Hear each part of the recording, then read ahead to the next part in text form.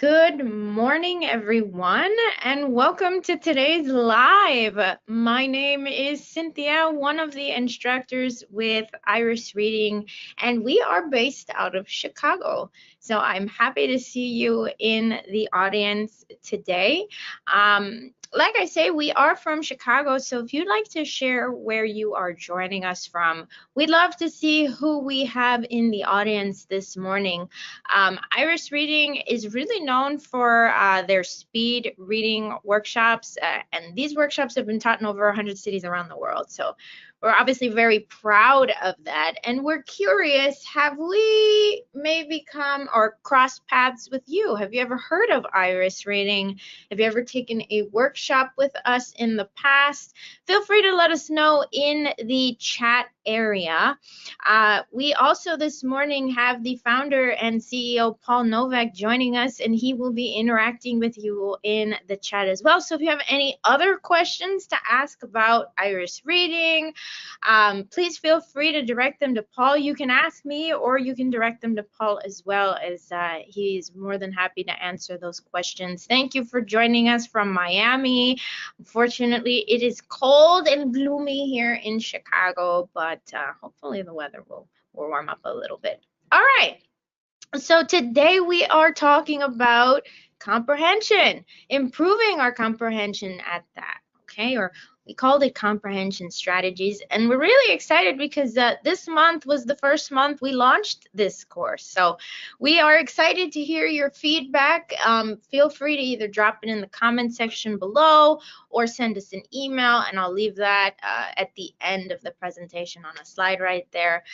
Of course, you're more than welcome to check out our website, irisreading.com. We, as I said in the beginning, we have worked everywhere, but we are still looking to go beyond everywhere. All right, so please check us out. So a few documents that we will reference for today's class. You can find them at irisreading.com/comp. Okay, comp for comprehension. So we'll be referencing a few things today. You don't have to pop this up on your end. I will share the slide on my screen, but just in case you maybe want to make the font a little bigger, or you want to print it out, maximize, for today's class, then you're more than welcome to do that. But if you don't want to, you can always just read it off of my screen. Really quickly, I'll share our social media. So we are on social media. As you can see, our handle is Iris Reading. And so we also have a book club, by the way, on Facebook. So we have our official business page, the Iris Reading Facebook page, but we also have a book club, and that is called Book Lovers Assemble. So if you are a book lover and you are maybe reading something really good, or maybe you're reading something and you thought it was a terrible book, we want to hear about it. So please come by our book club and let us know your thoughts on a specific book or on a specific passage that you have just read. Now, we have what we call our own version of the study process, and we call it the IRIS method. So we are obviously Iris Reading, and so it ties in perfectly. You won't forget our name or our four-step process. And that is, first things first, inspecting and reading. Okay, they work together. They're like a marriage. And this is really important and discussed in our speed reading workshop.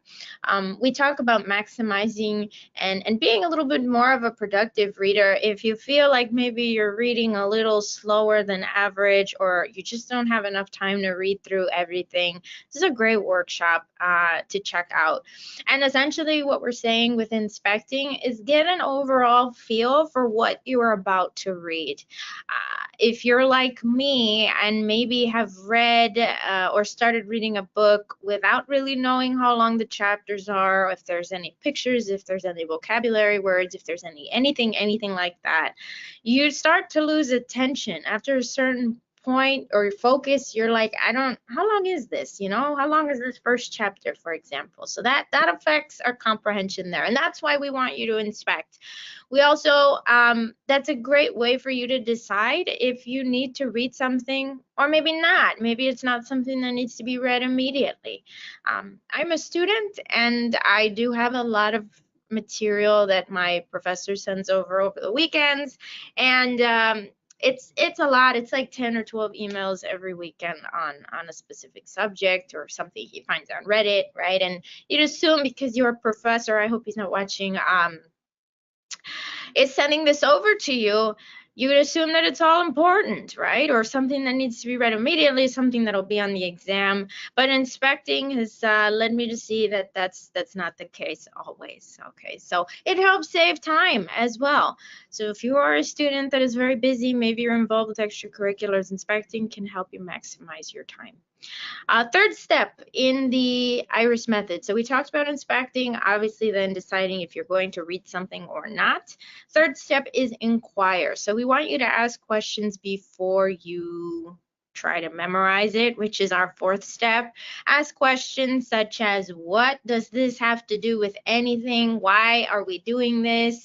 Right? Those may sound like some funny questions, some pretty sarcastic ones at that, but if you can't answer them, then probably means you don't understand what you're reading. Okay, and if you don't understand what you're reading, you should not be moving to the final step, which is storing.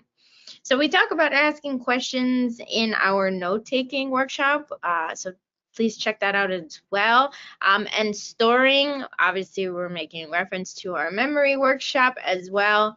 So this is our 4-step process, and comprehension, kind of squeeze it in between each of these steps, because again, it's something that we don't always get automatic. We wanna check our comprehension at each point in this 4-step process.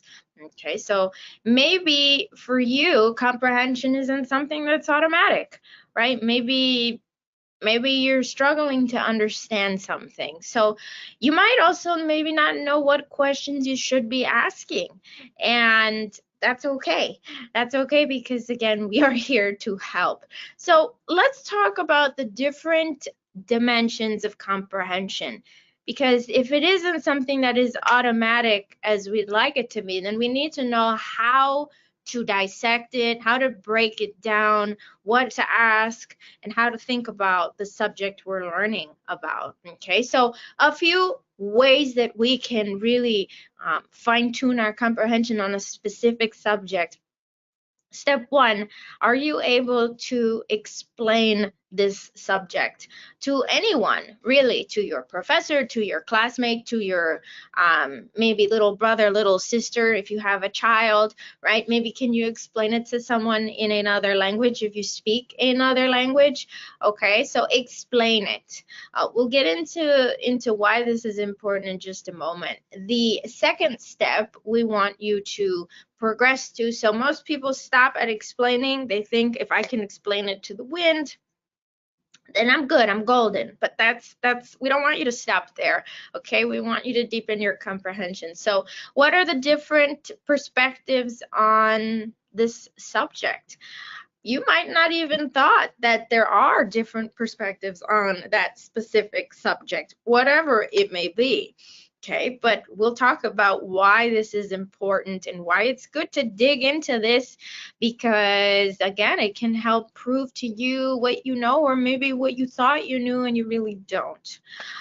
Third step is self-knowledge. So it all comes back to you at the end of the day, the whys, but more so you. Okay, so we'll talk about how you are very important when you're learning, obviously, and you really have to be self-aware of what it is that's going on around you, why this is happening, why this is important. Okay, so we'll talk about that. Empathy as well. Empathy is incredibly important when learning, so we're not only tapping into our emotions, but we are really deepening this understanding when we can empathize with a subject, maybe the author that wrote a piece, or maybe a specialist in the field. What caused them to be so passionate to eventually maybe become an expert in the field? What led them? What drove them to that point?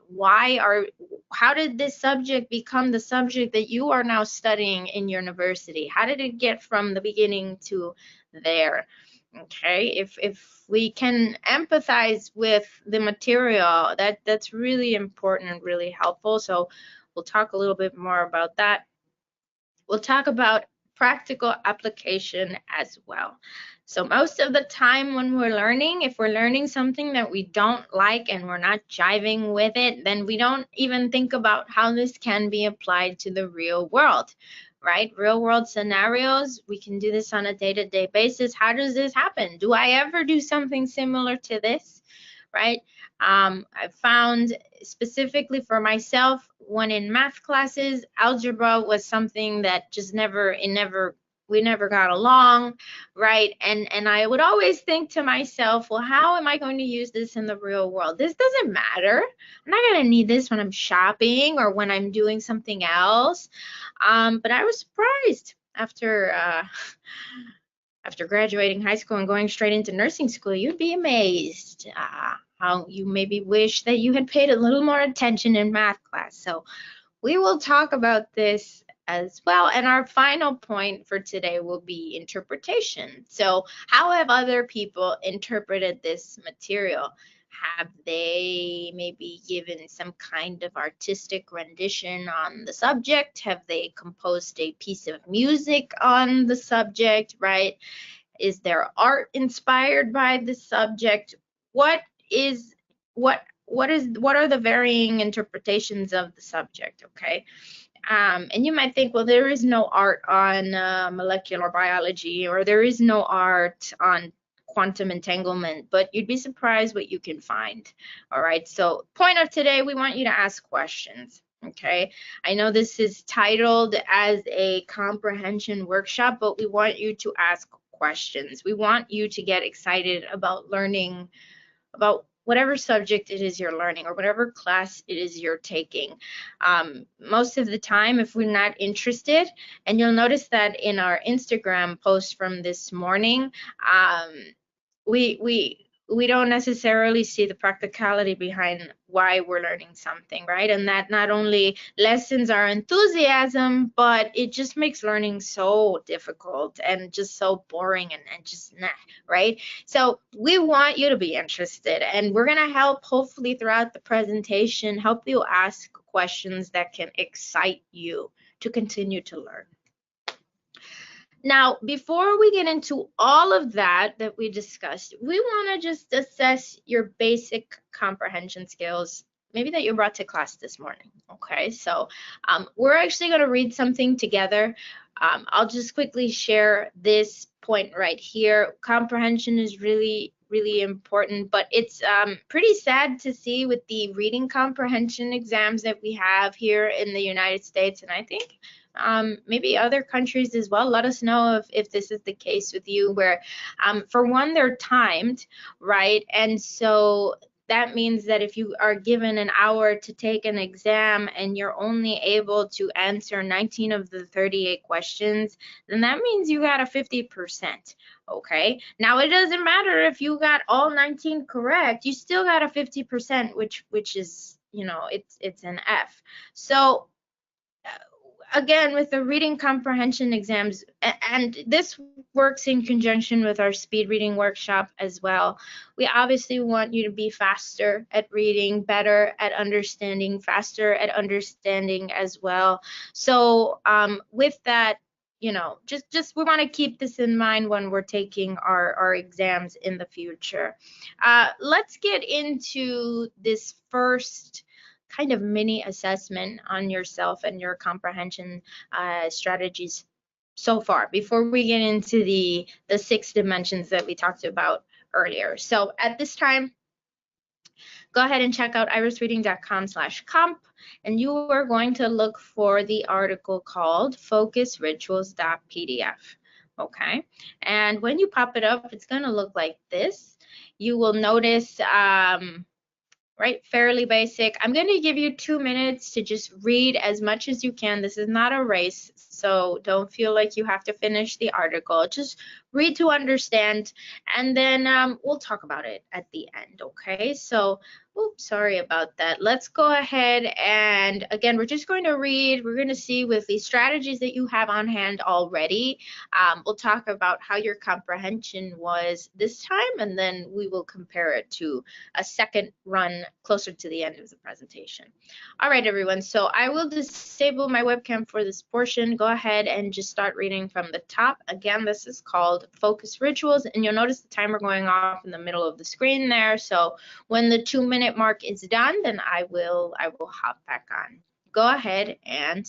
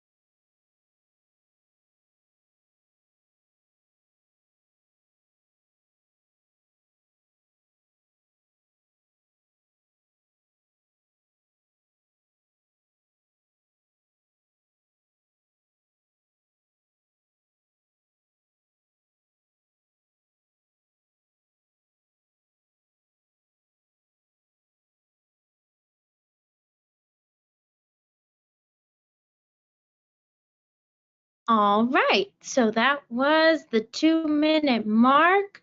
We read for 2 minutes. Now, let me just turn this thing back on. If you had to give yourself a grade based on the comprehension from reading this article, what would you give yourself? You don't have to tell me. If you want to tell me, you can tell me. If you don't want to, you don't have to. Just write it down. Okay, would you say you got 80%? You understood 80% of what you read, 70, 90? What percentage would you give yourself when it comes to that comprehension? Okay, and then we'll obviously talk about everything we talked about in the beginning, and we'll see if that helps deepen your comprehension when doing this exact same assessment at the end, okay, with a different passage, of course. So why is this so important? Well, again, and I'm a student as well, so I know that there are sometimes subjects that we just can't really find the point to them, right? And that's okay, because at the end of the day, we don't really have a choice. We have to take them anyway, right? But it's fairly common to hear in classes or even just in the world, like in TV, people will like to use the words "I know," "I already know that," or "I know it," "I get it," "it's fine," you know. But is knowing something and is comprehension, are they the same thing? Like, we know, for example, that if we drop an apple, it will fall to the ground, right? We know that it will not float up. We know what that's called. We know what the force behind that is called, and it's gravity, right? We know that. So because we know that's going to happen, do we know how the theory of relativity ties into gravity? Do we know that? Can we explain it? Or can we maybe explain how quantum physics ties in when it comes to gravity as well? Or do we know how distance ties into gravity and how that affects as well? So we said we know gravity, right? We know that if we drop something, it's going to fall. So we should, I mean, we're saying we know it, right? But that's not always the case, right? Because most of the time we have just a superficial knowledge on a specific subject and not necessarily a deep understanding. right? And again, we're talking about comprehension. So can't really say to know and to comprehend is the same thing.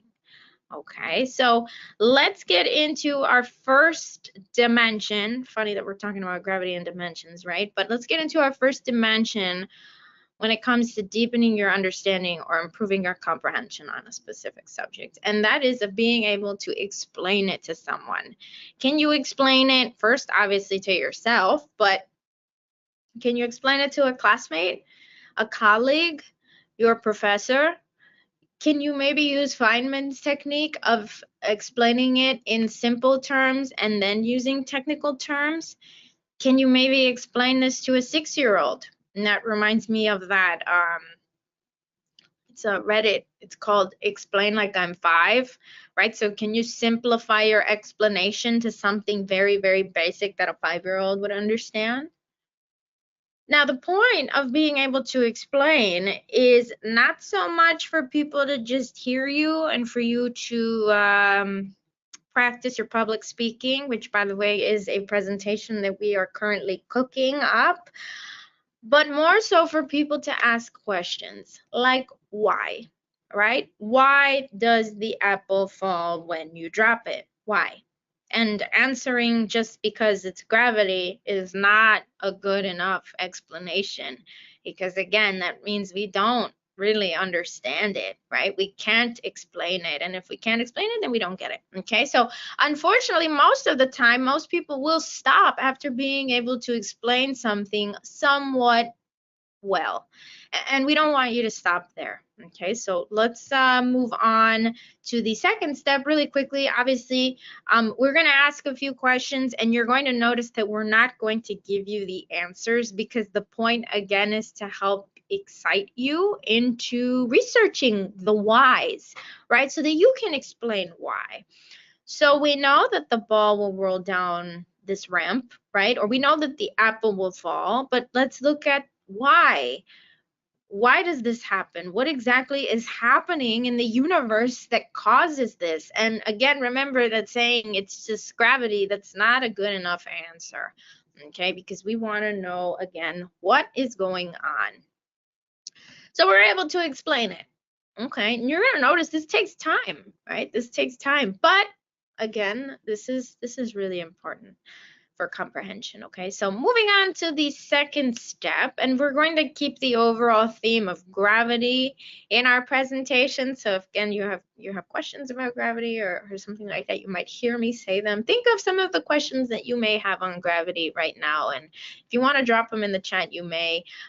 You may have never really thought about it. You know, kind of maybe sometimes even take it for granted. But let's keep on going here. So what are the different perspectives on a subject, whatever you're learning, but just in harmony with today's presentation, gravity? Are there different perspectives on the subject? Could there possibly be people that opposed this gravity? Yeah, there are actually. And they are called the Anti-Gravity Alliance. So you can Google them if you'd like. But they do not believe in gravity. They say it is a lie, right? They say, or they claim that substantial scientific evidence has been found that gravity does not exist. And you might think, oh, well, that's maybe just the one website. Nope, they have a bunch of supporting websites on their page that go along with their opposing view on gravity, right? They've got this little spiel on the side here. They said first, they said the earth was flat. Then they told us F equals ma, and now they tell us E equals mc squared. So what's next? Now, I'm not saying I'm taking their side. I'm not on anyone's side. I'm just the referee here. But the point, again, I'm just sharing with you that there are subjects opposing views on the subject you're learning. Okay, now you would think, oh, well, gravity, that's so like, who would oppose it? Well, the point is to dig into why they oppose it, okay? So we've got the websites, we've got this Anti-Gravity Alliance. If you need more proof, the National Center for Science Education refers to gravity as only a theory, okay? Now, wait a minute, a theory and a fact, it's not the same thing, right? So what's going on here? Why are we calling it only a theory? Okay, so just again, we're asking questions, we're getting the juices flowing in your brain. We've got individuals that are submitting dissertation for PhD on the subject of gravity, and they are saying it is a myth. Okay, we even have Dr. Brian Keating, who is an astrophysicist, and he is saying that he does not believe in gravity. Now, if you want the link to this video, let us know, but point is, you don't believe in it either. Okay, so now we're thinking, why is there so many people that go against the gravity? Interesting, right? I thought this was like a done deal, case closed, but looks like some of the world doesn't agree. So, you know, whether you're interested in looking into why, or maybe you just want to be able to defend your stand.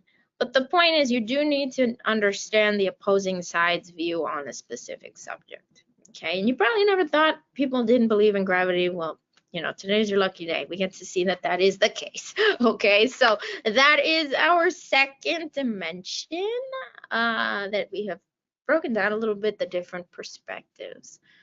Okay. This is really helpful when reading things again that maybe seem pretty common sense, but you know, getting into the opposing side can help deepen your understanding. Now, step 3 is self-knowledge, and guess what? It actually is all about you. You might have had someone say it's not all about you. Yes, it is. Absolutely is when you're learning, right? You are the one that's learning, and at the end of the day, you're the one that's going to take the exam. So yes, it is all about you. So how do we tie in ourselves when we're learning of a specific subject? Well, we want to look for function and purpose. Okay, so day-to-day basis. For example, St. Patrick's Day was a couple of weeks ago, right? And everybody was having a jolly time, right, over the weekend. And then Monday, we all had to go back to work, right? And so maybe some people were partying into Sunday night, early Monday morning, right? You know, Chicago takes St. Patrick's Day very seriously. We even dyed the river green. So yes, it's a big deal here. And so because of that, you know, a lot of people are probably partying the entire weekend. I wasn't. I was reading, but you know, some people were party hardy. So how do we tie in gravity? Well, if you were partying all weekend, you might have had to have bought some eye drops, right? On Monday morning, show up to class or show up to your job looking presentable. You don't want to look, you know, hungover or just dehydrated from all of the weekend festivities. And when we put these eye drops in our eyes, we don't have to worry about the drops floating up, right? Because we know gravity will help us, right? It will take charge. The drops will flow down. Now, whether you are able to aim in your eyeball correctly or not, that's a different story. But the point is that the drops will fall down. Okay, so that's very, very basic function and purpose with gravity. Again, we've got many examples. You've got a phone, you drop it, it's going down, it's not floating up. All right, I throw something up in the air, it's coming down at the end of the day. So how does this tie into you? What are some things that you do every day, right? Or you may be taking maybe you are like go to gymnastics or something like that. You don't have to worry about once you go up, you won't be coming down. You know that's gonna happen. So again, just think about it like that as well.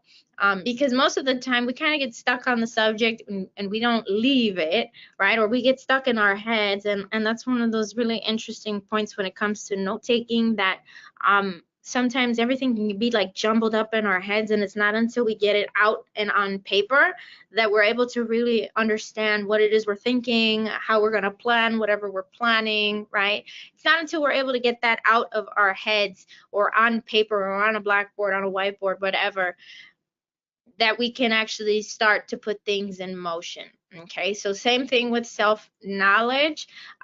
You might be stuck in the material, but we want you to leave yeah, here, your tiny, right, area right here in your brain. We want you to get out of there and apply it to the real world. Okay, so that is your self-knowledge. Moving on to empathy. Now, remember, we're talking about gravity. So how could you empathize with gravity? Well, how could you empathize with gravity? That's a good question. Okay. Well, maybe we can think about some individuals that don't always have gravity at their disposal, like astronauts, right?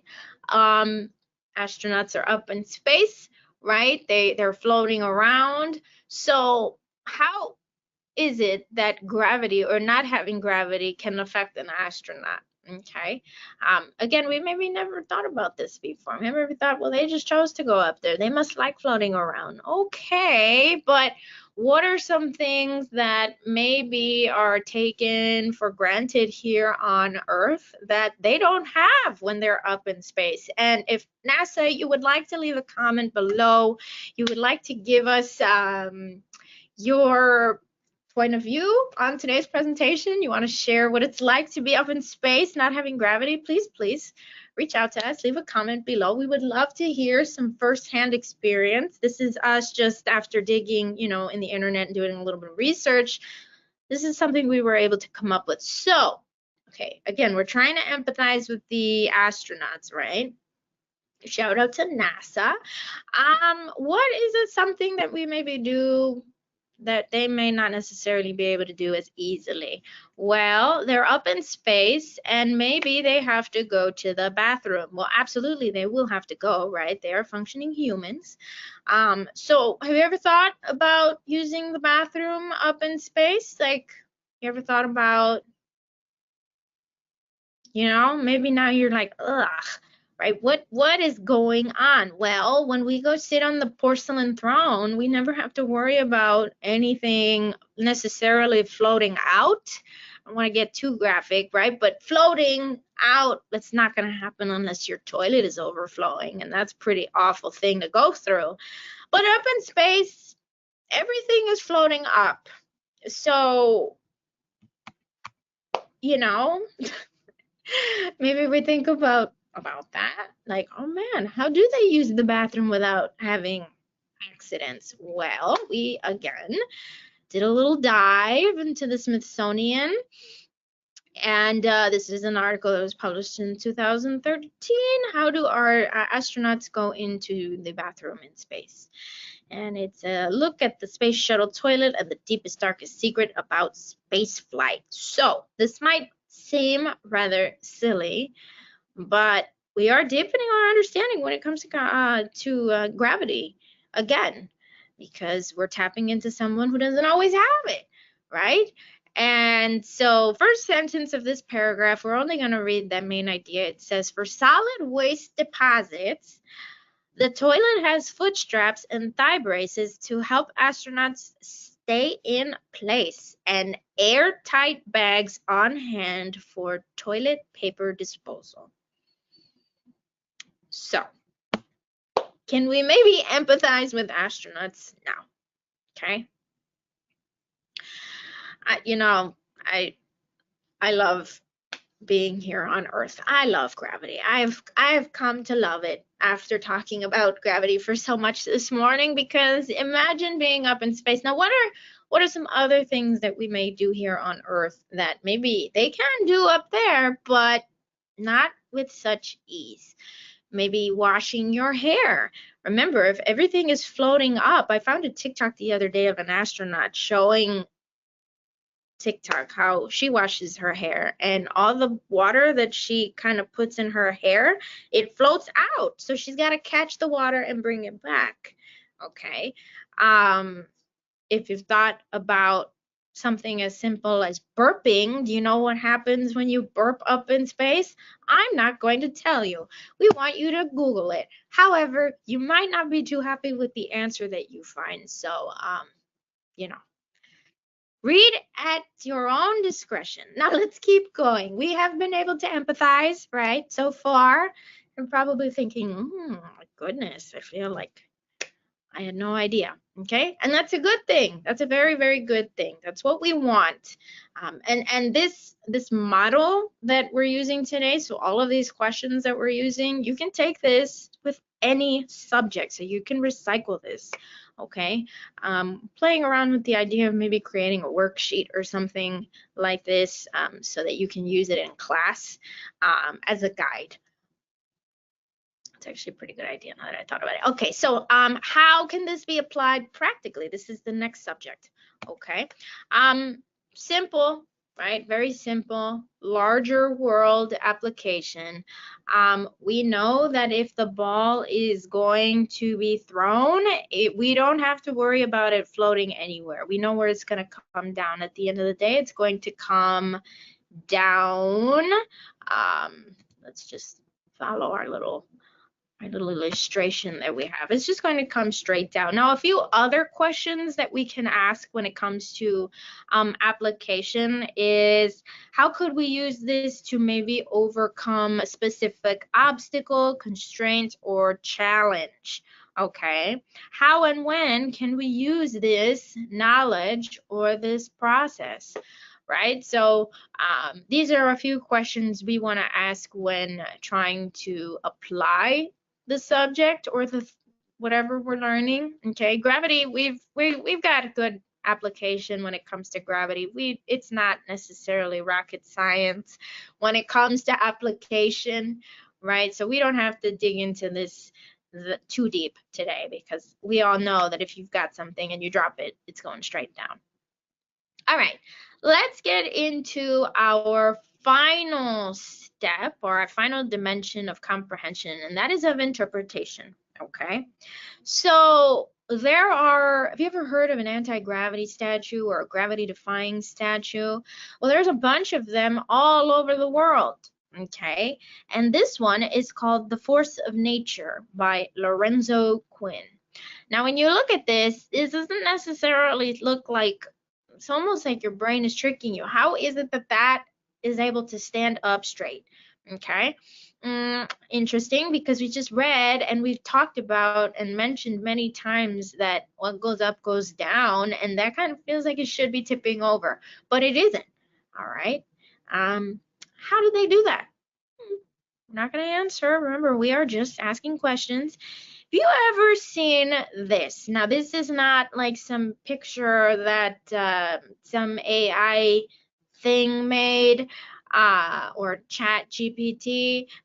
This is real, okay? And this is called, this is located in the Fontainebleau Castle in Paris, France. And yeah, it is actually an elephant that is holding itself up. And I mean, you know, how is it doing it? I don't think any amount of glue is able to keep that thing standing up straight again. So what's going on here? How did we beat gravity? Let's keep going. We've got the floating rocks in Cairo. How is this happening, right? Interesting. And no, I don't think that the rocks are hollow inside, if that may be your guesstimation. No, I doubt it. All right. And then we have these floating book statues that are all over Madrid, Spain. We love them, by the way. I gotta ask the founder of Iris Reading if he can put one in the office, because I think this is pretty cool. But again, I don't think even an insane amount of crazy glue or Gorilla Glue can do this. All right, or maybe we should try it as a project. I don't know. I have a million books back there. Maybe I'll try to make my own statue and let you all know what happens. But the point is, I think gravity is going to beat me there. So look at the artistic representation of various artists on the subject. Okay, gravity has obviously been a piece or a point of inspiration for these artists, and they have been able to work their magic around it. Now, whether you want to know why or how, again, that's good, because we want to pique your interest. We want you to ask questions. We want you to do research. We want you to be excited about learning. Okay, so let's just do a quick recap of everything we talked about up until now. We talked about explaining something. We talked about the different perspectives, your self-knowledge, Empathy. All right, let's take a moment for the astronauts that are maybe up in space right now and have to use the bathroom. Okay, how can this be applied practically? Okay, as well as interpretation by others. So all of these questions, again, or all of these, this is a guide for you when trying to deepen your understanding. Now, something else that is really helpful, and we don't want to spoil it because we love it if you checked out our speed reading workshop, but give you a taste of what we talk about, and that is of inspecting before you read. And this can help a lot when it comes to improving this comprehension as well. So whether you need to read anything from a chapter, an article, a contract, a menu, anything really, especially those menus that have like 10 pages, inspect before you get through it or you try to read it all. Okay, so these are a few things you want to look for: the intro, the headings and subheadings, the words in bold, the titles of charts, tables, and diagrams, conclusion, as well as any questions that may be published in this piece. Now, this is also, again, a sneak peek at what we talk about in our note-taking workshop, okay? Because again, most of us will walk into class and it's like the wild, wild west, and we're just writing everything down because we have no idea what's important. But this is a good thing to keep in your back pocket, inspecting the material before. Okay, so check us out: note taking, speed reading, memory, right? We love learning at the end of the day. So let us now see if you want to just apply one of those techniques or one of those points that we talked about earlier when it comes to deepening your comprehension. Anyone or however many you want to use, we're going to read something. Okay, we're first going to inspect it. So again, this will get us a nice understanding, give us a nice understanding of what to expect. So we're going to read Going with the Flow. Let's see how an inspection can help us understand a little bit more. So reading that introductory quote, it says, "Life is a series of natural and spontaneous changes. Don't resist them. That only creates sorrow. Let reality be reality. Let things flow naturally forward in whatever way they like," by Lao Tzu. First subheading, realize that you can't control everything. Second, become aware. 3, breathe. 4, get perspective. 5, practice. 6, laugh. And 7, realize that you can't control others. And in case you're wondering, this passage is selected from the book Focus, A Simplicity Manifesto in the Age of Distraction by Leo Babauta. And I can send you this book if you want it. Author gave us permission to. Okay, so let's finish reading this article. We got a nice appetizer, if you will, of what to expect. Now we're going to finish reading it. Okay, so you got 2 minutes to read as much as you can. This is not a race, okay? And just pick one of the points that we talked about earlier, whether it's empathy, whether it's real world application, whether it is explaining it, okay? And see if by going down that rabbit hole, you're able to deepen your understanding after reading this passage, okay? So 2 minutes to read and think or read and meditate, and then we will be right back. And again, I will disable my webcam. Go ahead and start reading.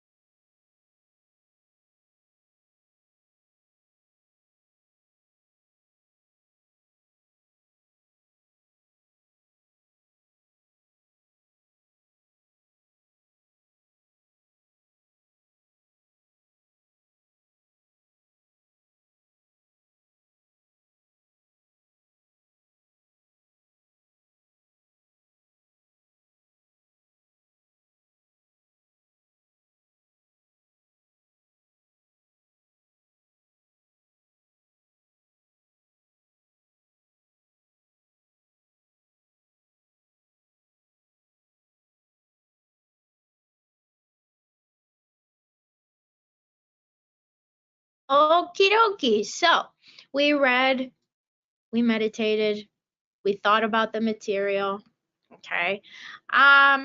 Now, hopefully, we have better strategies on hand to deepen our comprehension. Now, if you had to give yourself a comprehension score this time in comparison to the first time we did this, what would your score be? And again, you don't have to share it with me. No worries. Again, this is just for you.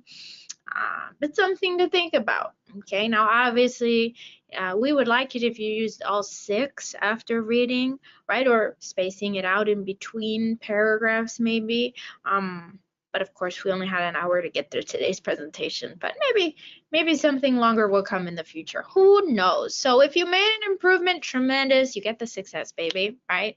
He's our favorite person at Iris Reading. Very good job, right? And if not, that's okay. This might be the first time that you're hearing something like this, right? Who's ever taken comprehension and actually broken it down for you? I know that that wasn't the case for me, right? As were other subjects like note taking and memorization, and even how to be a productive reader. Because the funny thing is, you only learn how to read one time, and then you're expected to be a good reader for the rest of your life. And that's not the case for everyone, right? We forget how to learn, or we forget how to memorize things, or we don't even know how to memorize things. So again, that is one of the overall purposes of these workshops, is to help you learn better and not work harder, but work smarter. Inspecting helps get the gist of what's going on first. Remember, we said it's like the appetizer before the entree. Okay, so it'll give you a nice idea of what to expect, and it starts off your comprehension very well. Don't forget about our IRIS method. So we did say it is a 4-step process. If you'd like to learn a little bit more, please feel free to reach out. We talked about inspecting and reading, how they tie in together. We want you to do this before you read anything, okay? Ask questions as well. This is really important, okay? Ask all the questions during lecture, specifically when taking our notes. Because again, if we don't understand something, we shouldn't be moving on to the final step, which is storing the information or memorizing it. Okay. If you do want a copy of that article that we used earlier today, both of them, the first and the second, the author Leo Babauta has allowed us to use this to distribute his book or his publication. So please reach out and I can send you a copy, and you send that at cynthia@irisreading.com. That's a wrap for today's presentation, everyone. If you have any questions, please leave them in the chat. Please send us an email. Please check us out on our social media, and we hope to see you in a future session. Thanks, everyone. Bye-bye.